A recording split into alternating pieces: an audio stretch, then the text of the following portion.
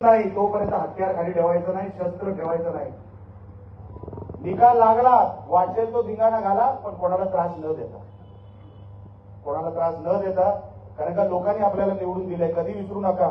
जनता ही मायबाप, जो जिंकून देईल त्यांचे उपकार कधी विसरायचे नसतात. आपल्याला एक चांगलं शहर उभं करायचं आहे.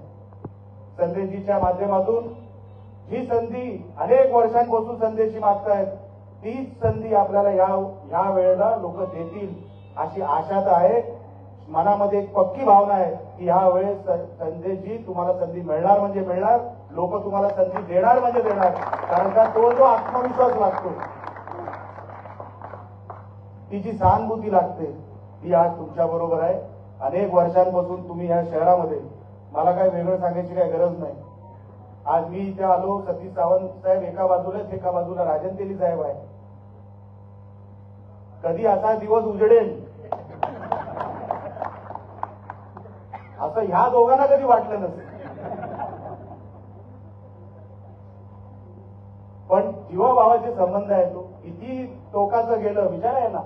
कधी वेगवेगळ्या पक्षांचं काम केलं, तिथे कधी तडजोड ह्या दोघांनी केली नाही, मी कधी केली नाही.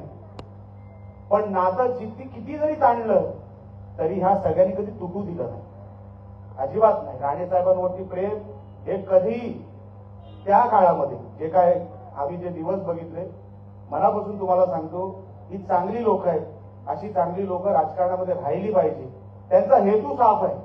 आमचा हेतू काय, आम्हाला काही नको, या जिल्ह्यातून काही नको. काय देऊन जायचं एवढंच फक्त मला विचारा. काय घेऊन जायचं त्याच्यामध्ये मला विचारू नका. घेऊन जायचं काहीच नाहीये, सगळं देऊन झालंय जिल्ह्याने. राणे कुटुंबाला जेवढं काय देता आलं या जिल्ह्याने सगळं दिलं. एकत्र मिळून तिन्ही सदस्यांना पदांवर नेलं. अजून जिल्हा काय देणार आहे? काय मागावं आम्ही सिंधुदुर्ग जिल्ह्यातून अजून? आता जेवढं उर्वरित आयुष्य राहिलंय तेवढं फक्त सिंधुदुर्गासाठी दिलं गेलं पाहिजे. जे काय भांडण आहे, तेली साहेब तुम्हाला पण माहिती आहे, सभागृहामध्ये तुम्ही स्वतः गॅलरीमध्ये बसून बघितलेलं आहे, डीपीडीसी मध्ये अनेक पत्रकारांनी बघितलेलं आहे. निलेश राणे भांडतो कुठे, माझा सिंधुदुर्ग जिंकला पाहिजे. तुम्ही पश्चिम महाराष्ट्राला एक न्याय द्याल, मान्य आहे. तुम्ही मराठवाड्याला एक न्याय द्याल, मान्य आहे. विदर्भाला द्याल, मान्य आहे. माझा कोकण कुठे मागे राहायला नको.